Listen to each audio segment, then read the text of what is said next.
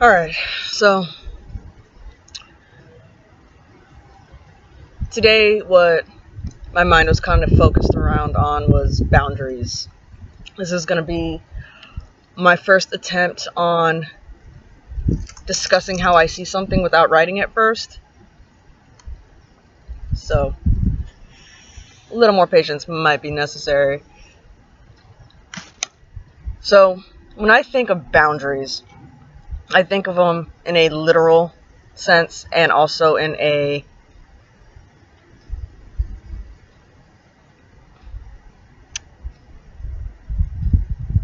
metaphorical sense. Not even that, it's just like they're imaginary, like they're there but they're not there. I don't know the word for that. If you know what it is, please help me. So obviously when we look around us, we see boundaries all the time, like physical boundaries, doors, walls, gates, houses. All of these are like physical boundaries, and then at the same way that those are so real and that like they can be seen, I'm looking at them right now, I feel the same way about emotional boundaries. Even though they can't be seen, the way people act, which creates these boundaries and takes these boundaries, it's literally like every action you have is either this is my boundary, please respect it, or I'm going to break through your boundary, which is disrespect. And then it just causes them to grow and grow and grow. And that happens with both physical, literal boundaries and our emotional boundaries. And that's why I decided to do this video at the park today, is because where I feel the most at peace are the places where there's no boundaries. And right now, this is the best I can get. But when I look back in life, like the places that I was the happiest was on a basketball court or looking at the stars, like just not having something to constrict me. The places I felt the worst was when I was in my room isolating with all the boundaries and being able to close people out, and it was a horrible feeling, but it happens for a reason. Our boundaries get so hard to bypass because they have been disrespected and not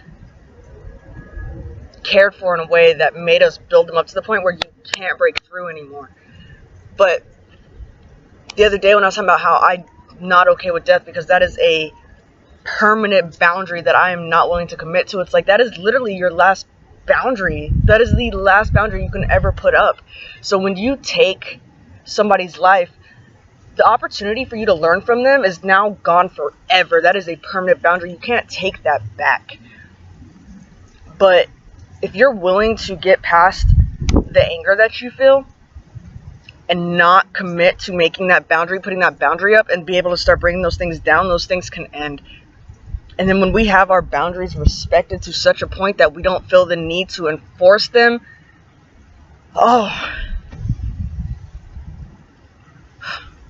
it's a beautiful world. It's a beautiful world. And the thing is, I understand and respect boundaries so much because they are needed.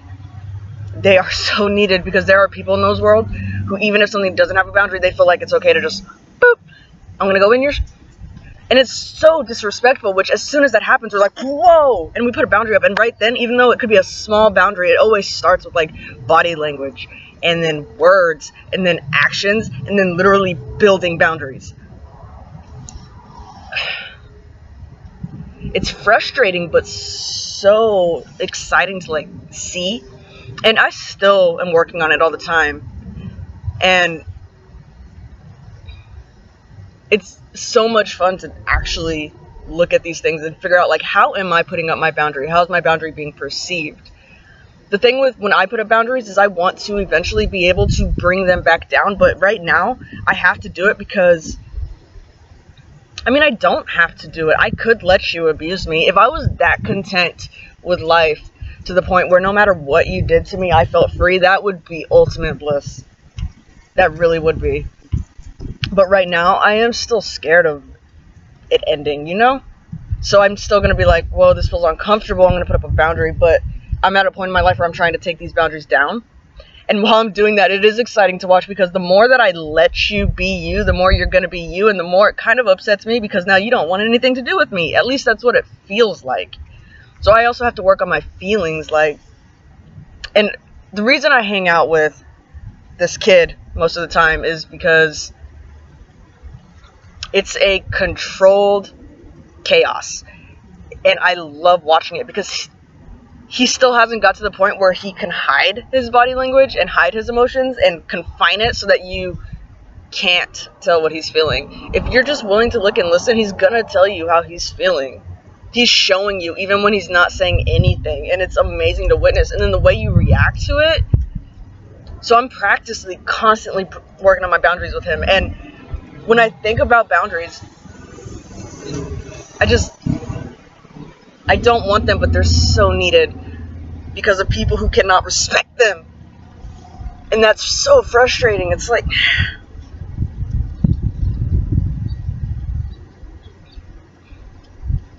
when I think about individuals in my life, I can think of the people that I have the thickest boundaries with, the ones that it's going to be the hardest to break down, but at the same time, probably the most rewarding to be able to do that. And the reason I'm bringing this up is because the only thing I can speak on for I guess we can call it a fact, even though memories are fallible, is my experiences. What I experienced is real to me. It is a fact to me. And so when I speak of those things, it comes across as fact.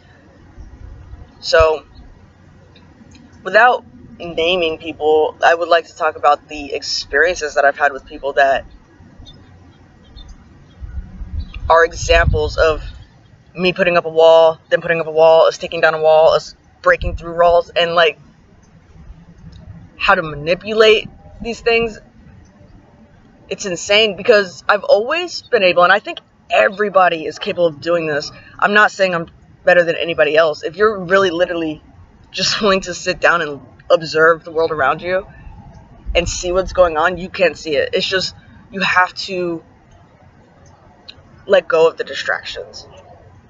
If I keep looking at the television or keep worrying about what the person walking down the sidewalk is thinking of me, I'm going to keep holding back and not observing, not seeing how the interactions are really affecting people and myself, and then seeing how, wait, they do that, now I do that.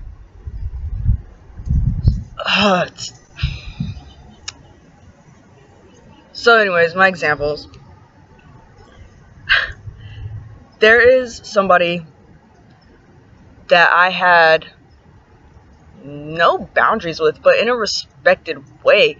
This person looked up to me, respected me, and in this instance, I did not abuse it. Many times I had been in that situation that I abused it, where I was respected and I wanted to be heard, and I used that to gain power over somebody, which I also don't want to do that.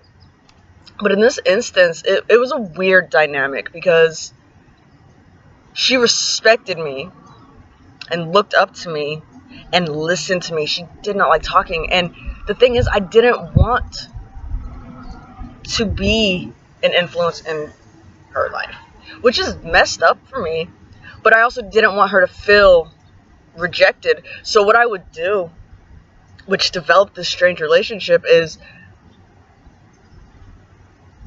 I would just tell her things, like what I'm feeling, what I'm thinking, because she would just look at me and be on my hip, but she never spoke. But I didn't care enough about her to violate that. And that sounds so twisted right now. And I hope to get to that, because it's another really interesting concept that I was thinking of. But yes, I only violate those that care about me, really. I think that goes both ways. I am only violated by those who I trust and who I care about. Like, if I don't trust you and you do something stupid, I'm not going to be like, whoa. You're just going to be like, that was expected. But if I trust you and you break that boundary, I'm like, it kind of hurt.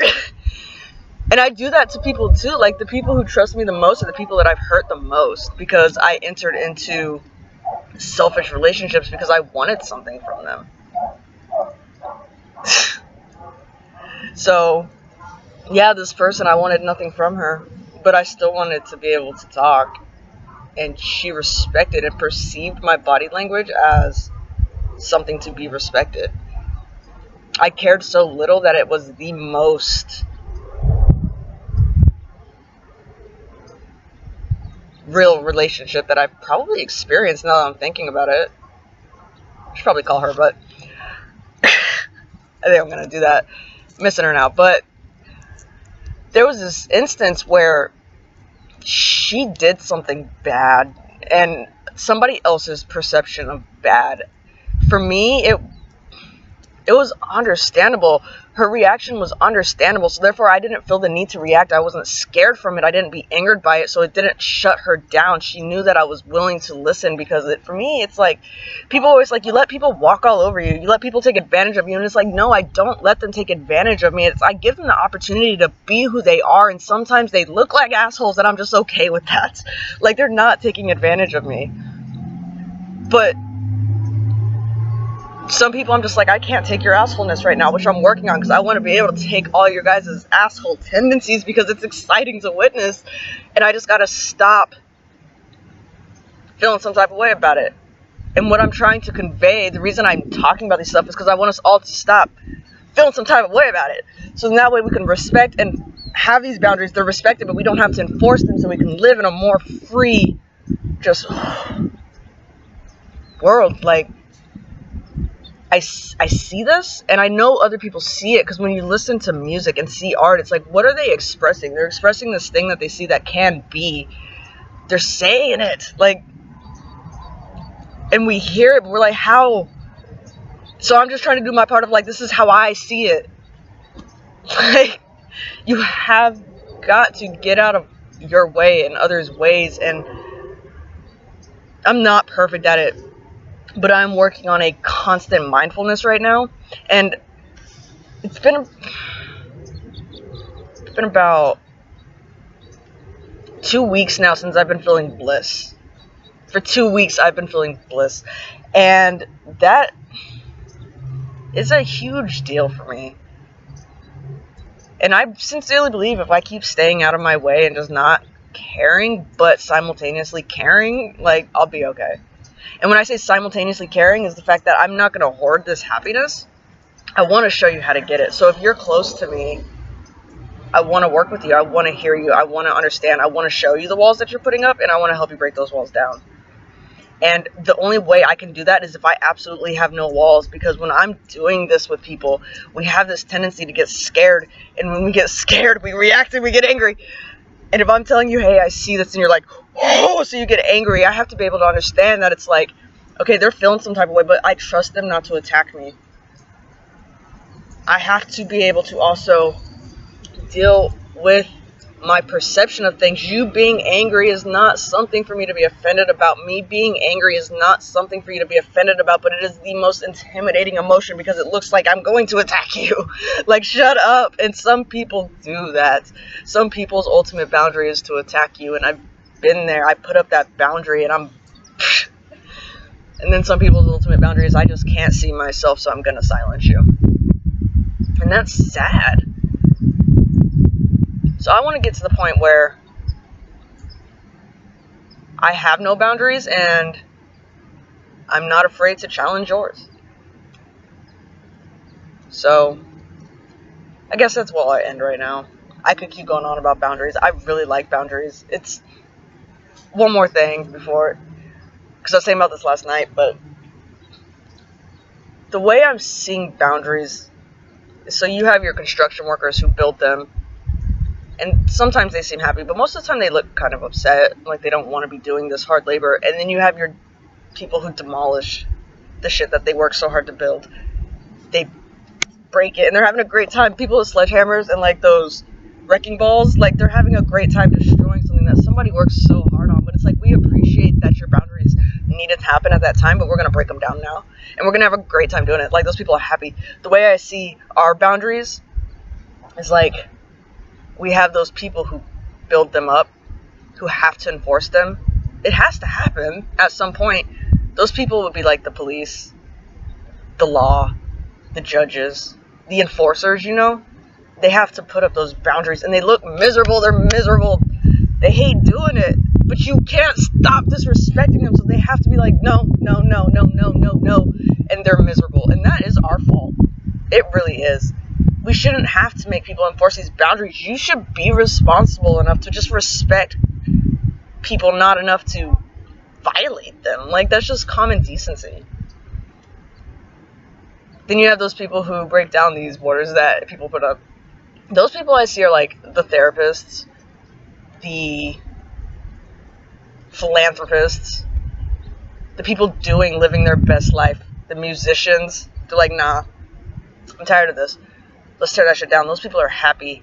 Those people are happy, and I'm tired of putting up boundaries. Like, I'm gonna show you them. I want to tell you what they are. I don't want to have them though.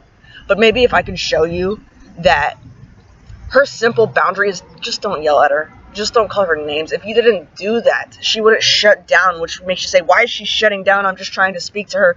So you instead attack, which makes her shut down. And it's like, no, it's like, I want her to understand that him saying that wasn't instant disrespect. So just maybe listen. Give it a second. But for you, why would you say that? Why was it necessary? Why did you have to be like, you dumb bitch, why won't you just listen? Why can't you just be like, hey, I don't understand, can you explain? It's just learning how to navigate boundaries without having to have them. So stop putting people in the position that they have to put them up. Just respect them. We can take them down and things can be better.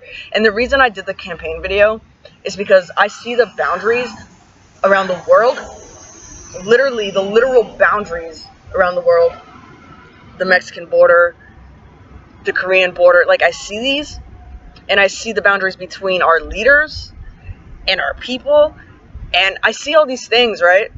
And I want to be in the position where I'm like, okay, now I have the ability to start working to take this boundary down. I want to do that, guys. Oh my gosh, I want to do that. That's all I want to do. I don't care about your money. I care about the connections we have. I care about people feeling free. I care about the boundaries being gone. I care about us just being a fucking family. That's what I care about. It might make you uncomfortable, and that's okay. Your emotions are valid. It's understandable. And I am willing to listen. I want to understand. I just ask. Please don't silence me if I make you that uncomfortable. I will listen. But again, you are going to make your decisions. And I will radically accept that.